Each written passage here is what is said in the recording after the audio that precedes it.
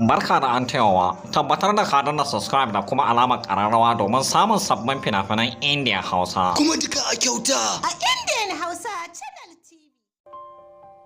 Masoya gani da ku a kamfanin Algaita Studio masu burbuɗin fassara suka fassara muku wannan fim mai suna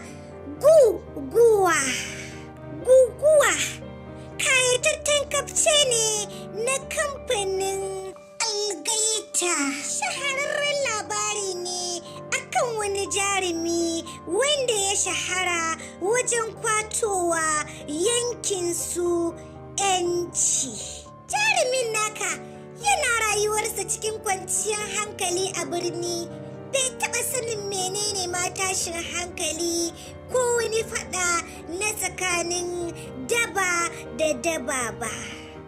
Kwatsam sai ga kaddararsa ta bullo daga wani yankin kauye mai nisan nisa, ta kawo korafinta ne wajen Commissioner of Police na yankin nasu.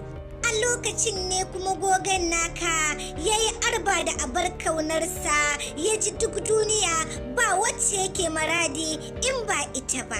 A cewan Commissioner of Police din ne ya ba ta labari da ya so mata zuciya, ya ce ta koma kauye kawai ta zauna tun da shi wancan ɗan daba ya riga da ya shege mata ɗan uwa. Hakan ne yasa ta yi mummunan fusata, ta zo ta fara tarkata ya nata tun da ta ji cewa Commissioner of Police ma ba zai iya wa gawurtaccen ɗan daban hukunci ba. Ta gwammace gara ta koma kauyensu ta ci gaba da rayuwa na takaici.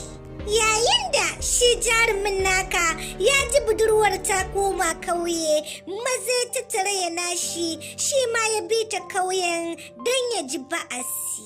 Dirasa kauyen ne da wuya ya ji labarin ɗan daba ya kwamishe masa budurwar, yana kokarin sheke ta don ta kai karan shi zuwa birni.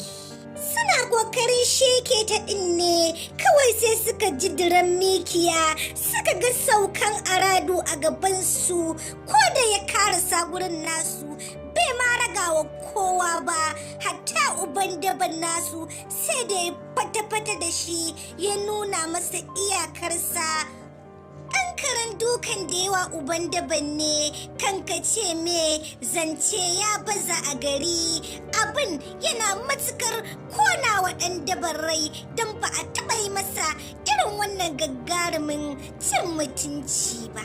Tabbas wannan kafce na kunshe da cakwakiyoyi fin wanda na furta a baya.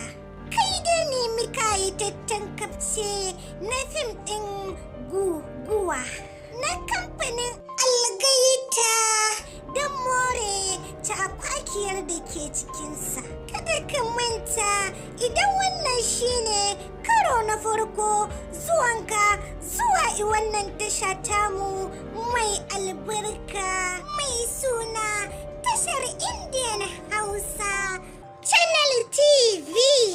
Masoyi, ka danna mana subscribe da kuma alaman kararrawa don more fashin baki da ke cikinsa, ko kuma in ce recap na fina-finan Indian fassarar Hausa.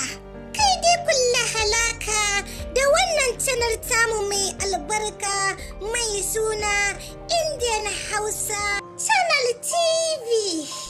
Don sanar da ku masoya da zarar mun ɗau